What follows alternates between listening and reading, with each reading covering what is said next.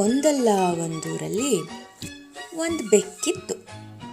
ಆ ಬೆಕ್ಕು ಇಲಿಗಳನ್ನು ತಿಂದು ಜೀವನ ನಡೆಸ್ತಿತ್ತು. ದಿನ ಒಂದೊಂದೇ ಇಲಿಗಳನ್ನು ಹಿಡಿದು ತಿಂತಾ ಇತ್ತು.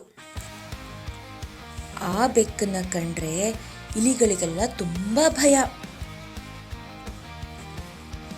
ಅವು ಎಷ್ಟೇ ತಪ್ಪಿಸ್ಕೊಂಡೋದ್ರೂ ಆ ಬೆಕ್ಕು ಯಾವುದೋ ಮಾಯದಲ್ಲಿ ಹೋಗಿ ಹಿಡಿದು ತಿಂದು ಹಾಕ್ಬಿಡ್ತಿತ್ತು. ಹೀಗೆ ನಡೀತಿದ್ದಾಗ ಒಂದಿನ ಆ ಬೆಕ್ಕಿಗೆ ವಯಸ್ಸಾಗೋಯ್ತು. ಇಲಿಗಳೆಲ್ಲ ತಪ್ಪಿಸ್ಕೊಂಡು ಬೇಗ ಓಡಿ ಹೋಗ್ಬಿಟ್ರೆ ಬೆಕ್ಕಿಗೆ ಓಡೋಕೆ ಆಗ್ತಿರ್ಲಿಲ್ಲ.